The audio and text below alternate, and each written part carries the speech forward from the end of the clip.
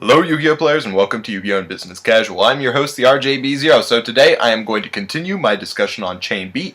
Last time I talked about the variations of the deck, the variants, and the builds, and today I'm actually going to talk about building the deck. Now, as I said in the last video, a lot of what determines what you put into your Chain Beat deck and how you play it really depends on the variant that you're playing. However, there are some things that you should keep in mind when you are building a Chain Beat deck. So there are some cards that you always put into a Chain Beat deck. The first two are your compulsories. Compulsory Evac and Compulsory Escape. Now, the question that always goes into making a Chain Beat deck when it comes to this card is not if you should run them, but how many of each of them. In my opinion, Compulsory Escape Device is the most important card in your deck that isn't a monster. Compulsory Escape Device is totally chainable and helps you to get your Thunderbirds off the board, but it also provides spot removal when there's a card you just really have to get rid of. For instance, if your opponent is playing Samurai and they put a Kagemusha on the board and they go for Asceticism, you flip that Compulsory Escape Device, you take the Kagemusha off the board, and it puts it back in the deck where they're going to have to search for it later in order to get it back. And since they've used up their normal summon, they're not going to be able to use it. So Compulsory Escape Device is probably your most important card in the deck. Compulsory Evacuation Device is also very good, particularly in a format where Xyzs are very heavy in most decks. Now, that being said, there are a couple of reasons why I'm not the biggest fan of Compulsory Evacuation Device. While it is a very important card for the deck, I'd actually run it in 2s rather than 3s, as opposed to the Escape Device, which I would always run in 3s. One, Compulsory Evacuation Device is not always a 1-for-1. In fact, it's often a minus. So there are some cards that you could use over Compulsory Evac to actually get a plus, or not a plus necessarily, but at least a 1-for-1, where it would almost always stabilize your advantage a little more than a Compulsory Evacuation Device does.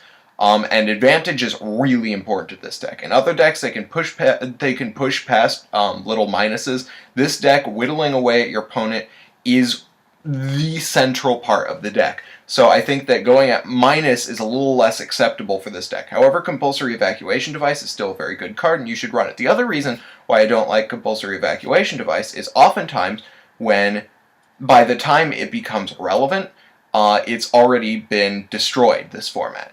A lot of players don't really like to put Xyz monsters on the board when there's back row on the board because they know that Compulsory Evacuation Device is a really big deal right now.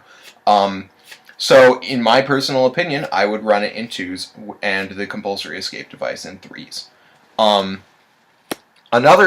other two cards that you're always going to see in a Chain Beat deck is Evil Swarm Thunderbird and Wind Up Rabbit. These are your monsters. They're your dodge floaters. They're pretty much the best cards in your deck. The most important cards in your deck are these two. And with the Tour Guide play not being able to get your rabbit, it's pretty much guaranteed that you are going to be running Tenkies.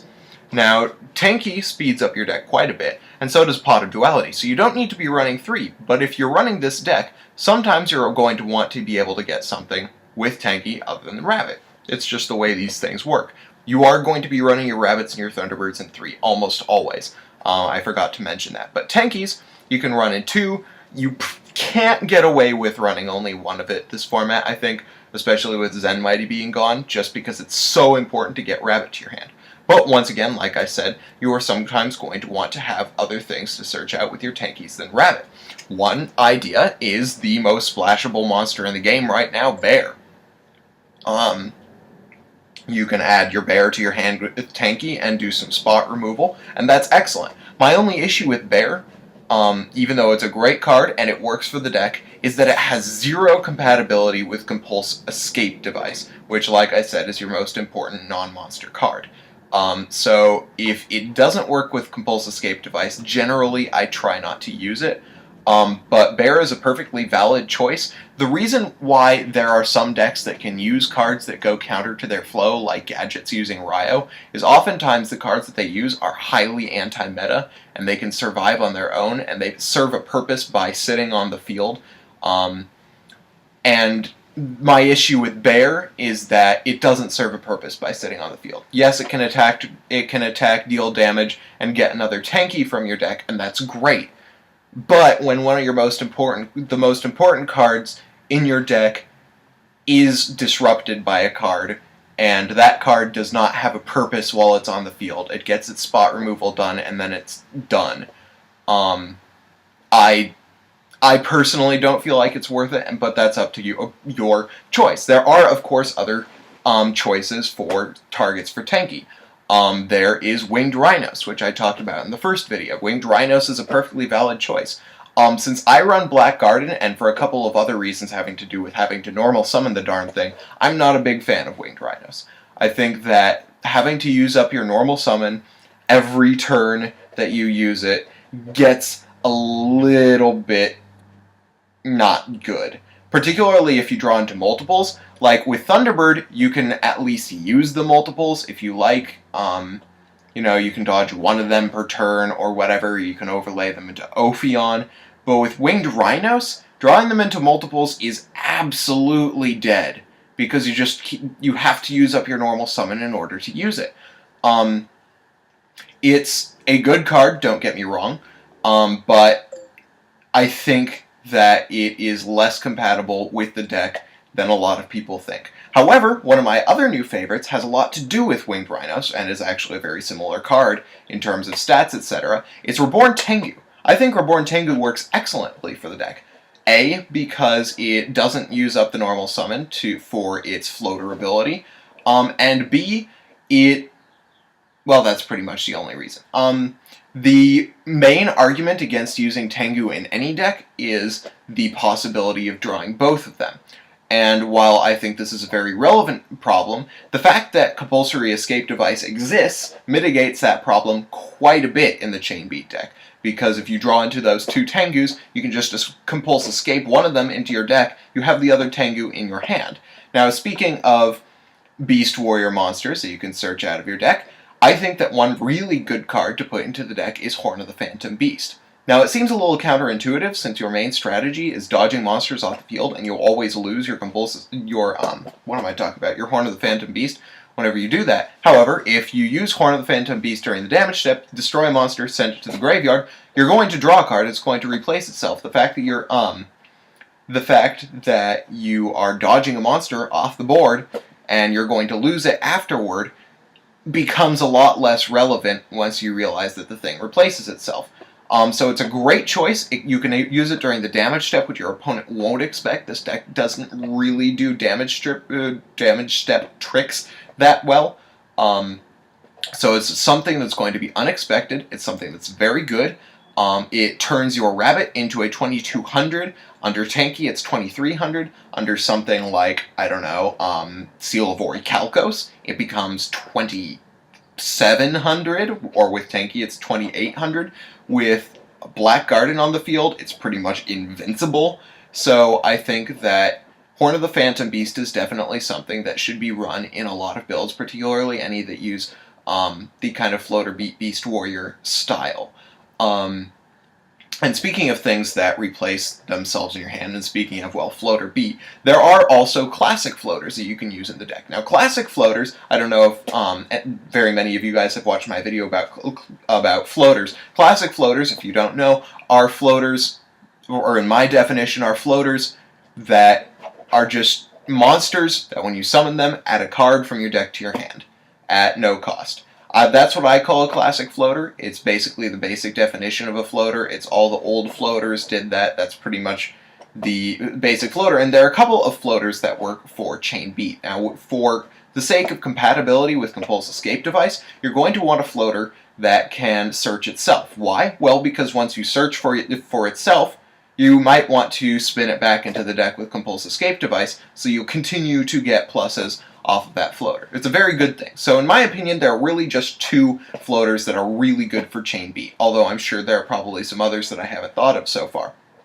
The two classic floaters that I have tried for Chain Beat and like a lot are Madolche Magellan and Photon Saber Tiger. Now, one of the fun things about Madolche Magiline is she continues to recycle herself back into the deck, so you can just keep getting more of her, which is nice until you remember the fact that Chain Beat is really good with macro. Now, that doesn't work so hot with macro.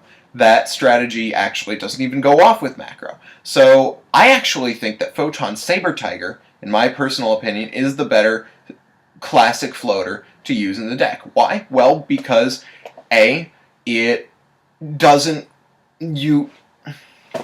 Magiline, while it does have that effect, and while Photon Saber Tiger doesn't have anything like it, Magiline is not a target for Horn of the Phantom Beast. And Photon Saber Tiger is. Not to mention the fact that Photon Saber Tiger, on its very own, can get up to 2,000 attack points. If you sit two of them on the field, it's at 2,000 attack points, and it's a target for Horn of the Phantom Beast. I think it's a shoo-in for the deck. However, it does not work with Black Garden, so if you want to run a Garden build, you're not going to be able to run that card. However, I will probably end up putting up some deck profiles of some various Chain Beat decks that you can play around with, and you'll see that one of my favorite builds does use Photon Saber Tiger. So it's a very good card. Those classic floaters are going to work for you very well. Now, I should probably get into the actual trap cards of the deck because they're the core of the engine, the way that it works. One of the really important trap cards for the deck, even if you aren't using the Legacy Draw build, is Accumulated Fortune. Using it in 1 or 2 is actually really helpful for the deck and adds a lot of speed to it, because the fact that you're almost always going to be able to get to chain 4 just turns it into a chainable Pot of Greed, essentially, because all you need is for your opponent to, MST a back row or something like that, and it starts off a chain that you can get into Accumulated Fortune with. I mean, if your opponent does anything and you have a Rabbit and a Thunderbird on the board, you can activate Accumulated Fortune. It's a very good draw card, and it's almost always live. I would personally use it only in 1, just because I find it clogs a little bit, even in 2s, but at 1, it's a great choice. It gives you that +1, and it's also something that can just build up on chains. And especially if you do decide to run the Legacy build, that card's going to be really relevant to you. Now, Macrocosmos, like I mentioned earlier, is also another really important card. Primarily because it screws the meta and does nothing to this deck, because this deck doesn't get monsters in the grave anyway. Like, if your opponent gets rid of a monster, you're usually doing something wrong, because you're probably just defending your life points at that point, or they probably minused and you're already gaining a lot of advantage on them. So I think that macro really helps the deck. It doesn't hurt the deck in the slightest, in my opinion. And I think that it's something you should almost always main deck for this deck. Now, one of the most important anti-meta cards that's going to be coming up is Imperial Iron Wall. Unfortunately, you can't use that since your whole deck is based around banishing, but you can still use Soul Drain, because, correct me if I'm wrong and leave a comment and some hate or whatever, but I believe that Soul Drain, it does not affect Rabbit or Thunderbird because their effects do not activate in the Banish Zone. They activate on the field and resolve in the Banish Zone, which means that they are unaffected by Soul Drain. So if you want a little extra firepower against those dragons, then you are going to be able to run Soul Drain no issue. As for other traps, I'd say that one of your most important other traps that you don't ever see, I mean, you've got your classic standard ones, you've got your warnings, your torrentials, your mirror forces, and your bottomlesses. One of the most important ones that you're not actually seeing a whole lot of anymore, but is actually really relevant to the deck, is Needle Sealing. Since all you really need is for your opponent to get 2 monsters on the board, which is highly likely, while you have a Rabbit and a Thunderbird, and your Needle Sealing is suddenly live. And the fun thing about Needle Sealing in this deck is you can chain your monsters to it, so your monsters don't die. So, especially in the Garden build, Needle Sealing is almost always going to be a relevant card, and it's really good for mass field clearing, which is the real Deus Ex Machina for the deck.